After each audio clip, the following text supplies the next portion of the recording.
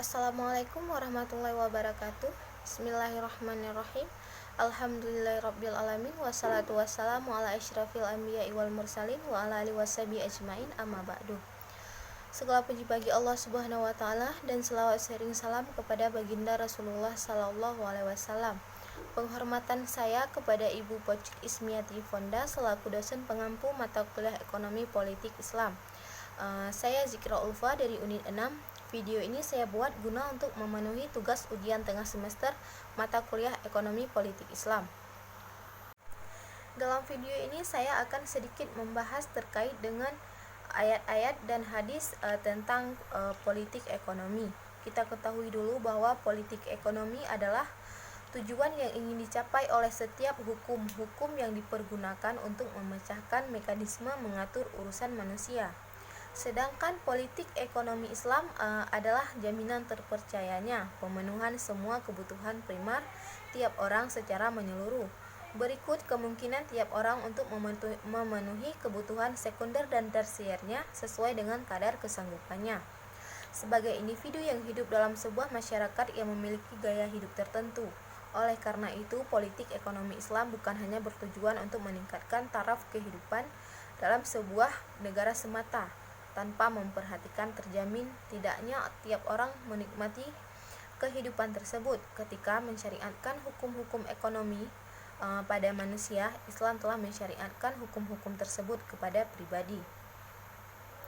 Dengan itu, hukum-hukum syara telah menjamin terpercayanya pemenuhan seluruh kebutuhan primer tiap warga negara Islam secara menyeluruh sebagai sandang, pangan, dan papan. Jelaslah bahwa Islam tidak memisahkan antara manusia dan eksistensinya sebagai manusia, serta antara eksistensinya sebagai manusia dan pribadinya. Islam juga tidak pernah memisahkan antara anggapan tentang jaminan pemenuhan kebutuhan primer yang dituntut oleh masyarakat dengan masalah mungkin tidaknya terpenuhi kebutuhan-kebutuhan oleh sekunder dan tersier mereka. Akan tetapi Islam telah menjadikan pemenuhan kebutuhan-kebutuhan tersebut dengan apa yang dituntut oleh masyarakat sebagai dua hal yang seiring, yang tidak mungkin dipisahkan antara satu dengan yang lainnya. Justru Islam menjadikan apa yang dituntut oleh masyarakat tersebut sebagai dasar pijakan untuk memenuhi kebutuhan yang ada. Islam mendorong manusia agar bekerja, mencari rezeki, dan berusaha. Bahkan Islam telah menjadikan hukum mencari rezeki itu adalah fardu atau wajib. Jelaslah bahwa politik atau siasah itu bermakna adalah mengurusi urusan masyarakat. Rasulullah Shallallahu Alaihi Wasallam bersabda, siapa saja yang bangun di pagi hari dan dia hanya memperhatikan urusan dunianya, maka orang tersebut tidak berguna apa-apa di sisi Allah. Dan barang siapa yang tidak memperhatikan urusan kaum muslimin, maka dia tidak termasuk golongan mereka, yaitu golongan kaum muslimin. Hadis riwayat Tabrani. Politik ekonomi memberi informasi penting tentang bagaimana kebijakan publik itu dibuat dengan menempatkan kesejahteraan masyarakat sebagai pusat orientasinya. Ia memberi saran pada penguasa negara tentang pengelolaan masalah ekonomi negaranya. Politik ekonomi memberi sumbangan yang penting bagi kebutuhan mensinergikan sistem ekonomi dan sistem politik. Politik ekonomi secara longgar dapat diartikan sebagai analisis ekonomi yang menyertakan aspek non-ekonomi, khususnya aspek politik, dengan sudut pandang yang lebih luas. Politik ekonomi akan membawa pemahaman bekerjanya suatu sistem ekonomi dan proses politik sebagai dua sisi dari satu mata uang yang sama. Pemerintah dalam hal ini berada pada posisi sebagai pengatur perekonomian masyarakatnya yang tugasnya meliputi mengusahakan distribusi pendapatan nasional yang adil, meningkatkan pendapatan dan kesempatan kerja, mengatur tingkat harga yang stabil, mengusahakan pertumbuhan ekonomi masyarakat, memungut pajak untuk pengadaan barang dan jasa publik, dan lain sebagainya.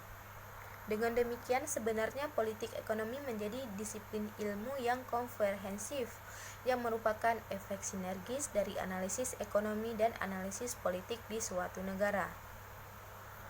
Analisis politik ekonomi pada ayat tersebut menjelaskan bahwa ayat ini berpesan agar pemerintah harus mempunyai manajemen krisis yaitu mengetahui penyebab dan penyelesaian agar ekonomi selalu stabil sehingga kebutuhan masyarakat selalu terpenuhi dalam kondisi dan situasi apapun. Ayat ini juga mengajarkan kita untuk hidup hemat, karena hemat menjadi faktor penting dalam mewujudkan stabilitas perekonomian bangsa. Dengan berhemat, maka pengeluaran anggaran belanja negara akan berkurang, sehingga tidak mengalami defisit. Bahkan dengan berhemat maka pemasukan akan lebih banyak dari pengeluaran, sehingga masyarakat akan terjamin perekonomiannya. Dan yang terakhir, penimbunan kebutuhan-kebutuhan pokok masyarakat diperbolehkan dan dianjurkan ketika tujuannya untuk menjaga stabilitas ekonomi negara. Berbeda ketika penimbunannya untuk memonopoli, dijual ke masyarakat ketika stok langka dan dengan harga yang setinggi-tingginya. Selanjutnya, surat Yusuf ayat 49 yang artinya kemudian setelah itu akan datang tahun yang padanya manusia diberi hujan dengan cukup, dan di masa itu mereka memeras anggur. Maksud tafsir ayat ini adalah kemudian Yusuf memberi kabar gembira kepada mereka bahwa setelah tahun-tahun paceklik yang berturut-turut itu akan datang tahun di mana manusia mendapat siraman hujan yang cukup dan tanah pun bisa digarap untuk bercocok tanam kembali, dan mereka dapat memeras bagaimana biasa pada masa sebelumnya, berupa minyak dan gula dan sejenisnya. Analisis politik dari ayat tersebut adalah memberikan pesan bahwa jika ekonomi rakyat sedang terpuruk, maka pemerintah berkewajiban untuk mengembalikan stabilitas perekonomian rakyat. Seperti semula, hal ini disadikan dari ayat kemudian setelah itu akan datang tahun yang padanya manusia diberi hujan yang cukup dan di masa itu mereka memeras anggur. Ayat ini menggambarkan negara yang telah dilanda keterpurukan kemudian bisa kembali seperti keadaan sebelumnya. Selanjutnya ada hadis tentang ambisi terhadap jabatan. Dari Al-Bukhari berkata, Abu Ma'nar telah menyampaikan kepada kami, ia berkata, Abdul Al-Waris telah menyampaikan kepada kami, ia berkata, Yunus telah menyampaikan kepada kami dari Al-Hasan, ia berkata, Abdul Al-Rahman bin Samurah telah menyampaikan kepadaku, ia berkata, Rasulullah SAW bersabda, wahai Abdul Al-Rahman bin Samurah, janganlah kamu meminta jabatan, sebab jika kamu diberi jabatan dengan meminta, maka kamu akan ditelantarkan, dan jika kamu diberi dengan tanpa meminta, maka kamu akan ditolong.